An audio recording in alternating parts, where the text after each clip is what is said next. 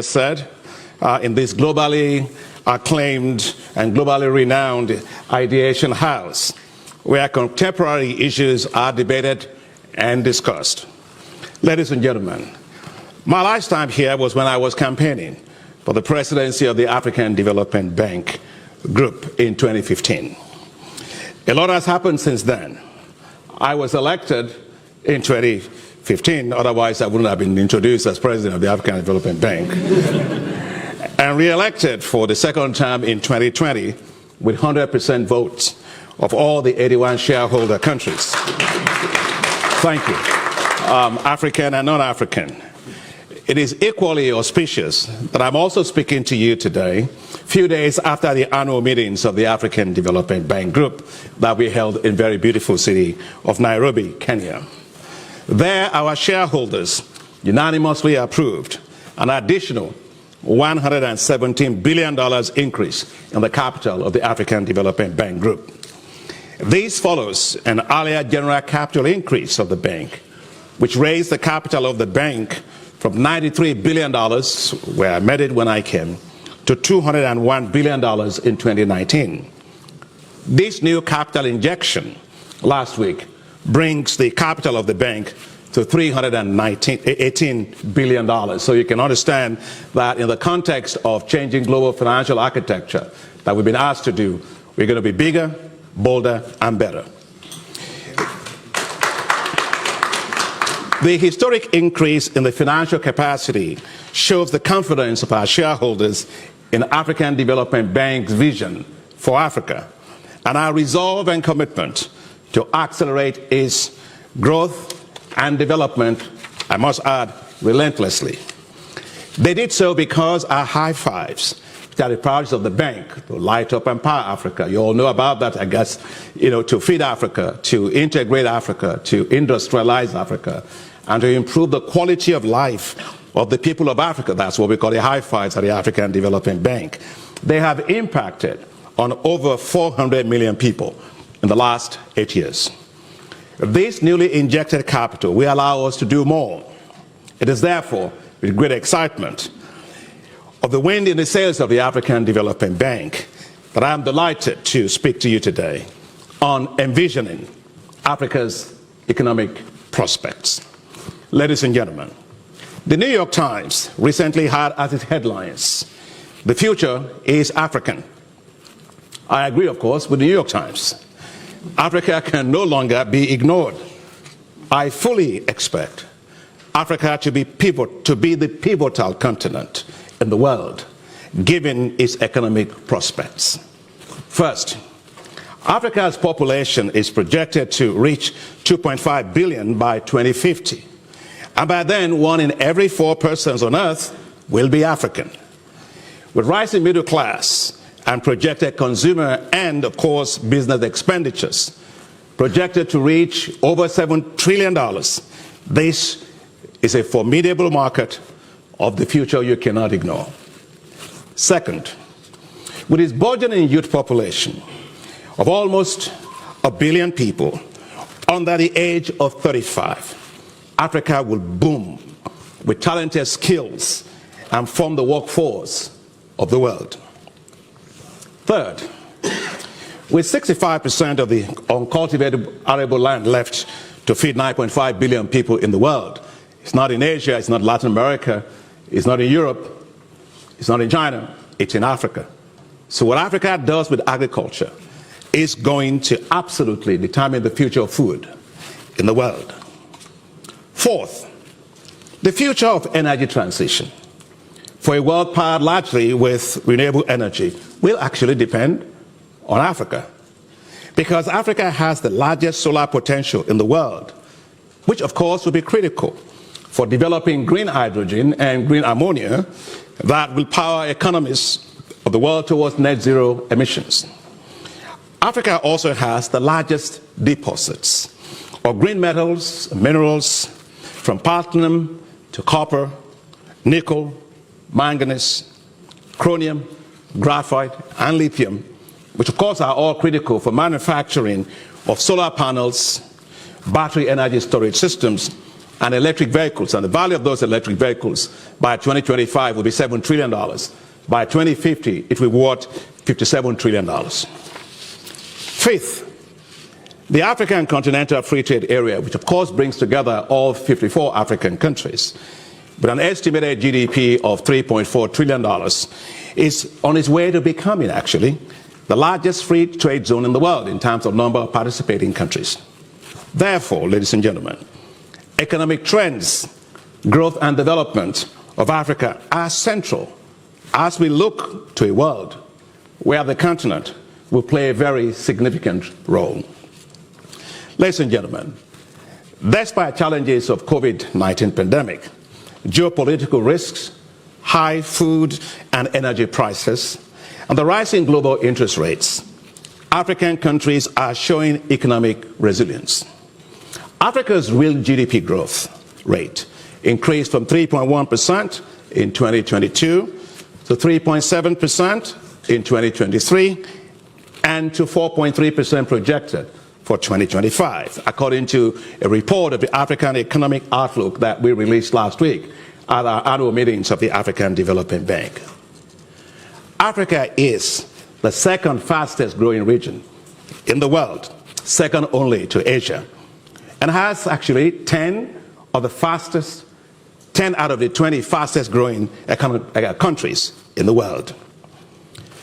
As Africa's economic resilience is bolstered, unlocking its economic prospects that we're talking about requires ensuring structural change of its economies, raising the productivity of agriculture, so we're always back to agriculture, provision of electricity, accelerating infrastructure investments, and supporting fast-paced digitalization, unleashing economic and job opportunities for women and youth, and driving industrialization through greater mobilization of the private sector.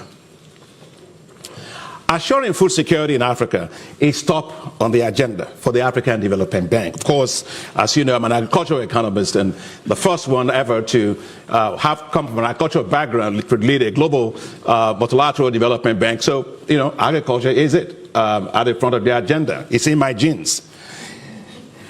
Over the past 8 years, we have provided close to $10 billion in support of our flagship initiatives in agriculture. One of our top flagship initiatives is called Technologies for African Agricultural Transformation. In other words, it's called TAAT. It has delivered climate-smart agricultural technologies for over 13 million farmers. And one of the ones is in Ethiopia. And when I spoke with Prime Minister of Ethiopia, Abiy, at the time, I told them that we got the technologies that can allow Ethiopia to become entirely self-sufficient in wheat.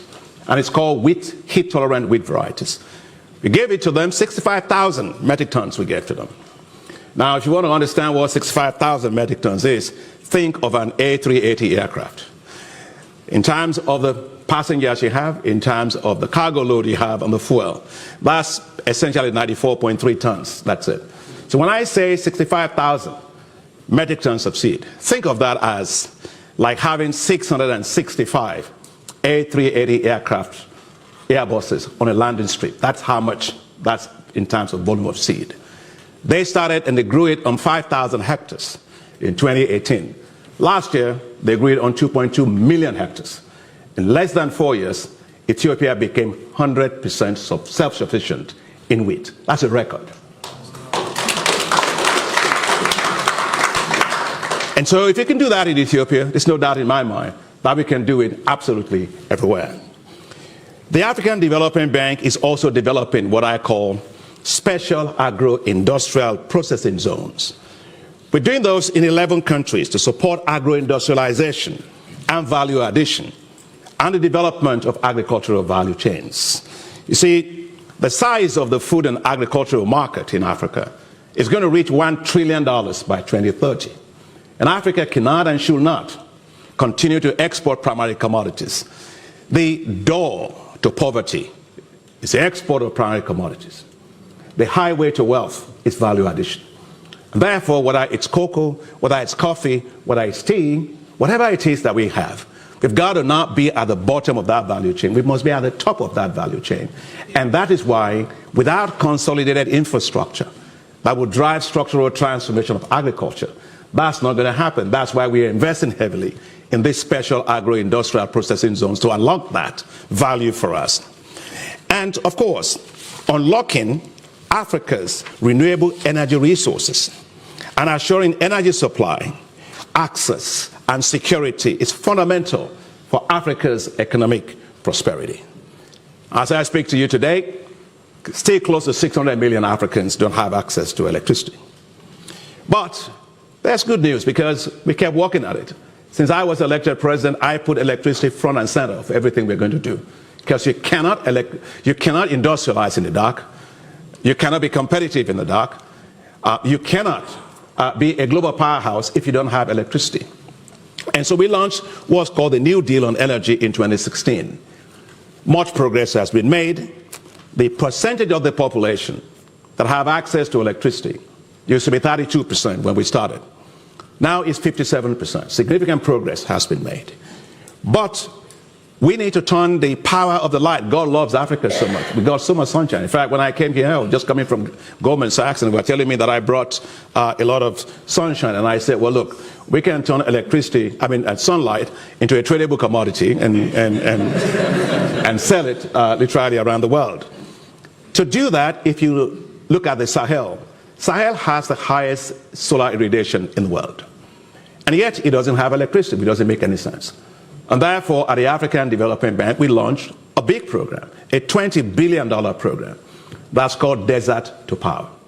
That Desert to Power is to take the entire 11 countries that share the Sahelian zone all across Africa and produce and develop 10,000 megawatts of solar power energy systems that will provide electricity for 250 million people.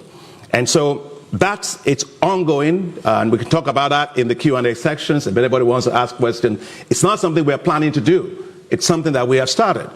And when it is done, it will be the largest solar zone in the entire world.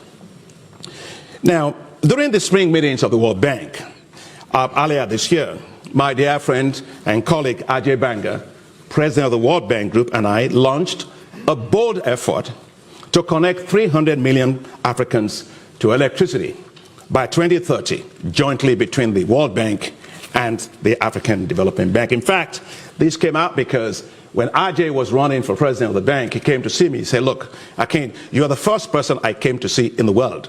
I left Washington as soon as I was elected, and I came straight to see you. And he asked me, what do you have in mind? I said, look, only three things. I'm not going to ask you for more than three things. First, you work together with us to make sure Africa has 100% electricity. Second, you work with us to make sure Africa feeds itself and unlocks its agricultural potential, because that's going to give us really equitable economic growth with millions of people out of poverty. And third, work with us to make sure that our young people have skills, entrepreneurship, and also the jobs that they need to thrive on our continent. So the first thing that and Ajay is probably going to be listening to me, so he knows that this is just the first one. My second one is coming, and the third one is coming, but he's a great guy. So we launched that, and we're working on it to be able to deliver it. And by the way, we're going to have an energy summit this year that will actually drive that agenda all across Africa. It's phenomenal. We've never seen that before. And that's a different way in which we work now today as global financial institutions. Ladies and gentlemen, the African Development Bank is investing heavily in human capital to unlock and to unleash the growth potential of Africa, tapping into the enormous potential that we have in the diaspora. See, many Africans here that are in the diaspora, right? So it's brain circulation that we have, right? Global expertise, but made available to Africa and tapped for Africa's benefit. And we are working today supporting universities of science and technology, expanding training in science, in technology, in engineering, in mathematics, and centers of excellence in biotechnology, in material sciences, in artificial intelligence, as well as technical and vocational training that will spur knowledge-based economies from Africa. We have actually committed $700 million to education and skills development, which has supported over 4,000 tertiary education and training centers, provided 1.7 million African youth with access to education in science, in technologies, in engineering, and of course in mathematics, which are fundamental to driving a global knowledge economy. The African Development Bank is supporting what we call coding for employment programs. The future of the world is about coding. That's the new currency in the world.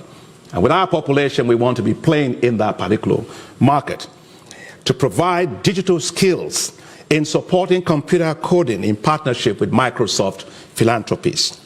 This is essential to drive the expansion of the rapidly expanding fintech industries in Africa. And as you know, Africa has witnessed a tripling of the number of startups that we have, reaching 5,200 between 2020 and 2021. The revenue of Africa's fintech companies has exploded to over $30 billion projected by 2025. Now that trend, in terms of the size of the digital economy, was estimated by Google and also by IFC, the International Finance Corporation, to reach $180 billion by 2025, just next year. And by 2050, it will reach $712 billion. So unleashing the potential of that digital economy will require large-scale investments in digital infrastructure, including fiber optics, data centers, and the expansion of mobile networks to improve connectivity. Now, when I was elected president of the bank, one of the first places I went to was a place in Senegal called the Gorée Island. I wanted to feel that to be a moral compass for me as I started my summit. I went over there, and of course, for those of you that probably have gone to Gorée Island, you go right through it, and there's a door that they say is a door of no return. And I stood there, and I had a lot of things, memories, and all kind of things. It was a pretty emotional time for me. And as I stood there, I saw in my vision that this is why the best and the brightest and the strongest of Africa were. And they were taken out and put in on boats on the Mediterranean, and they were shipped outside of Africa. Went back into my car with all of the emotion running right through me and my thoughts and so on. And I sat down and I said to myself, but look, today, then they did it against their own volition.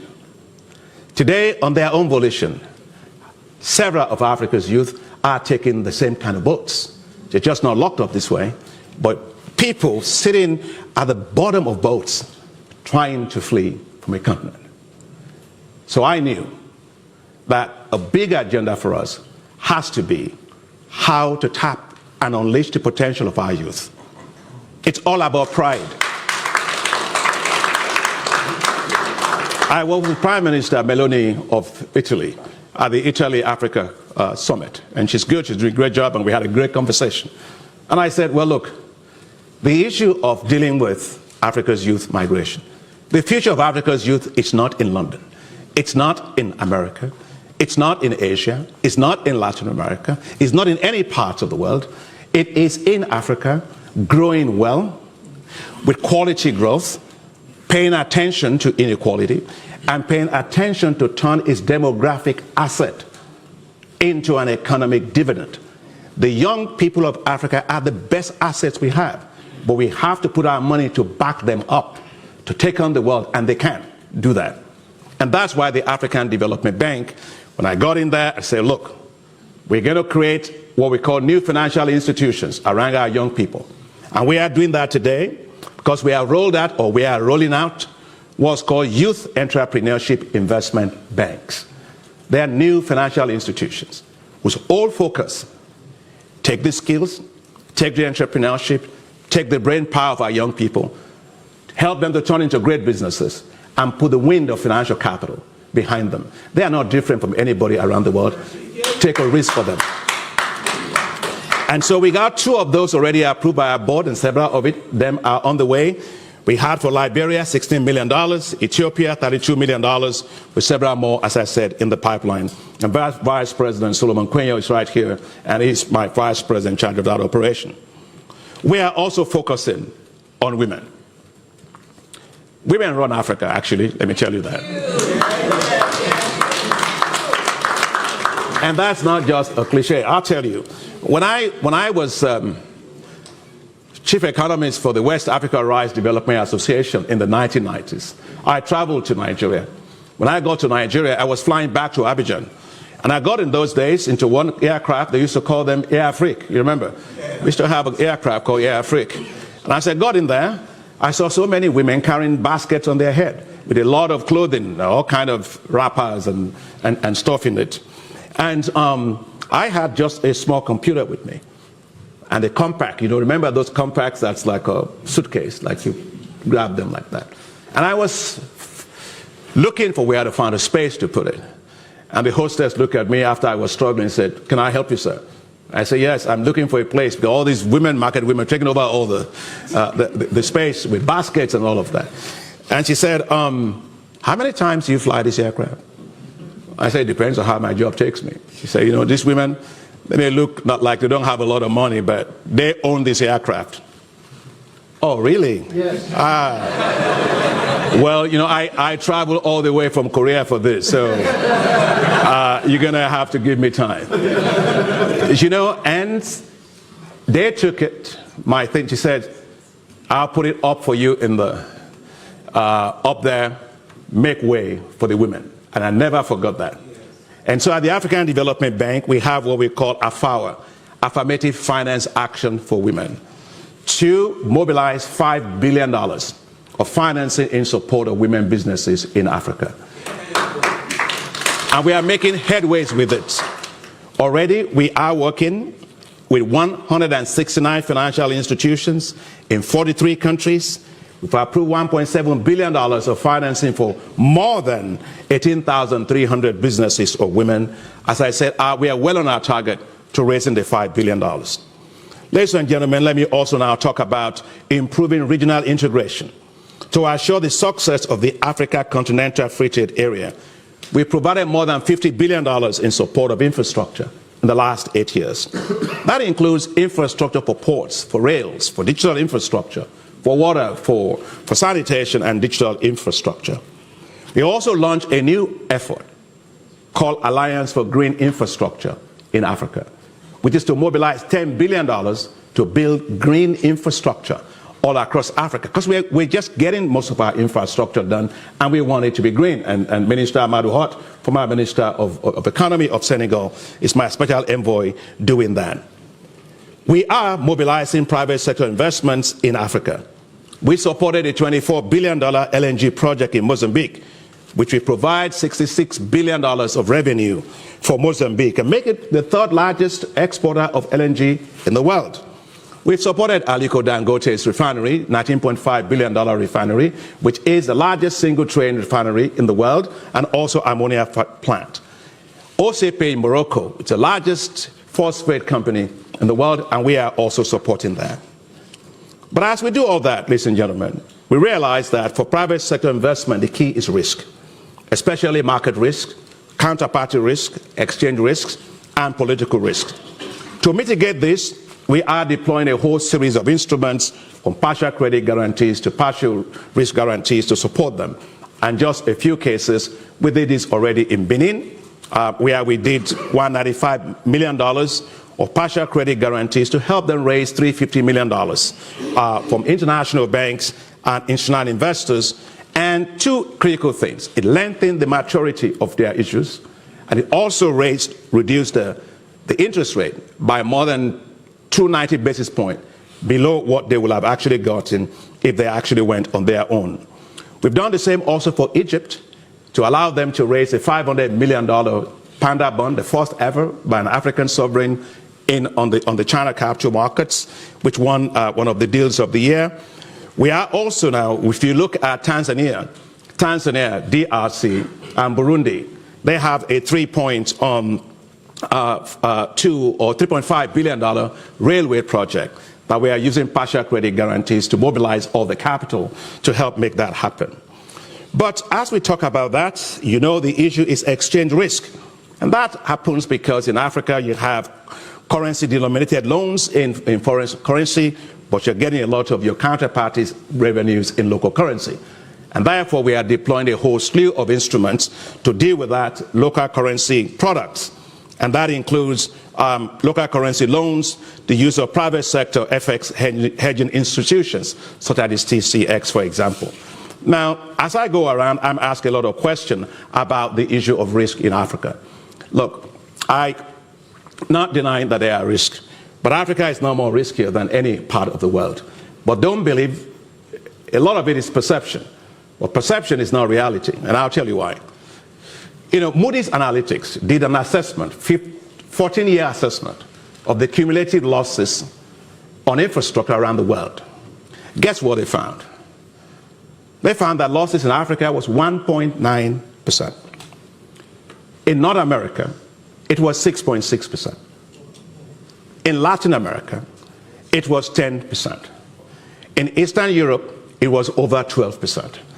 In Western Asia, 4.6%. Now you tell me. Perception is not reality.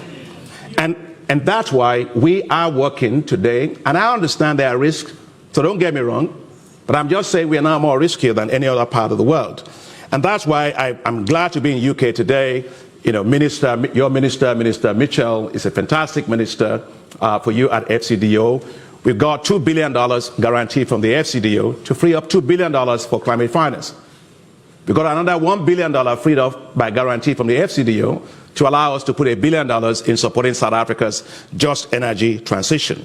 And for those of you that have been to the Africa Investment Forum, which we brought together investors to Africa, in the last 5 years that we've done it, we've mobilized well over $180 billion of investment interest to Africa.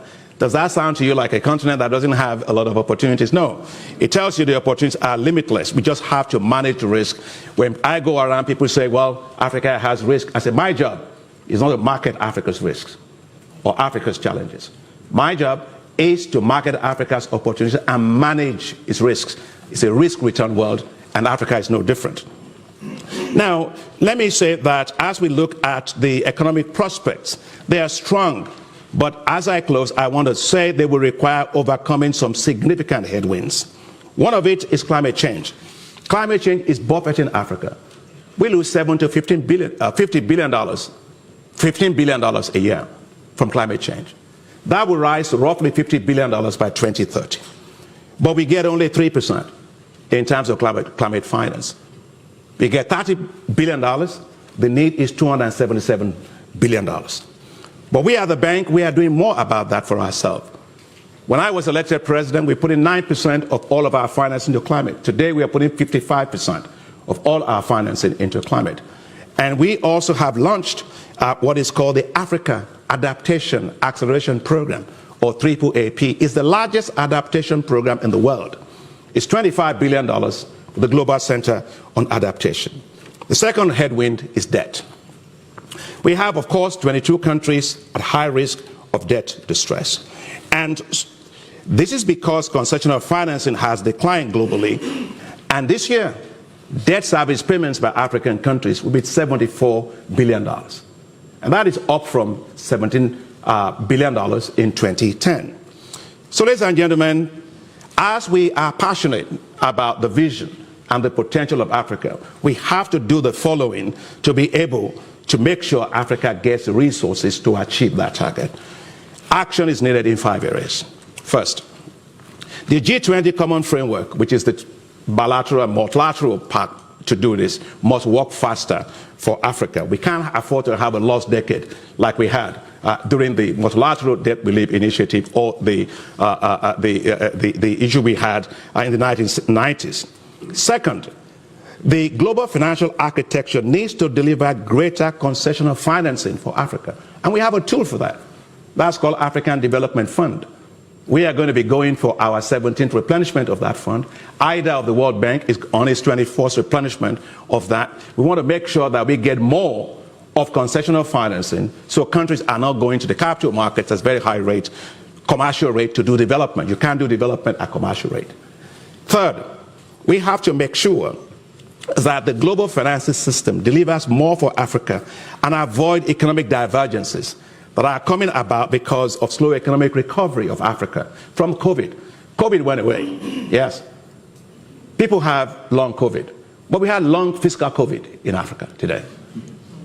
And therefore, if you take a look at how much capital financing was given to deal with COVID by developed countries, $19 trillion it was. 19% of the global GDP. Africa, $83 billion, 4.5% of its global GDP. So there's a lot of inequity in how these things are done. Also, take a look at its special drawing rights, which were issued by the IMF. They are contingent facilities to deal with global shocks. $650 billion were issued. Africa, guess what? Got $33 billion. That's 4.5% for a population of about 1.2 billion, 1.3 billion people. And so, but I'm delighted, however, that the African Development Bank, working with the Inter-American Development Bank, we came up with a structure that can allow those SDRs to be used better and leveraged. And it was approved by the IMF Board of Directors after 2 years of hard work and advocacy. And here is what that means. Because we are AAA rated financial institutions, $1 of SDR would turn to $4 because we are AAA rated financial institution. So when IMF approved it for $20 billion up to for hybrid capital, that means that we can leverage that to deliver $80 billion of financing all across African countries and other regions. I also want to say, finally, that it has to do with how African sovereigns and non-sovereign are rated. We are not rated fairly. We are not rated fairly. If Africa's ratings are actually done fairly, the United Nations Development Program says that Africa would save $75 billion a year in interest service payments. So, and that's why, for us, we take this issue very seriously, and we are working with Africa to set up an Africa credit rating agency. It's not to replace global rating agencies. No, don't get me wrong. If you go to a doctor, here's your scan, you must also be able to get a second opinion. And so that's very important that the risks are well understood. President Ruto said last week, he said he had to pay 200 basis points higher just because there was a coup in Niger Republic.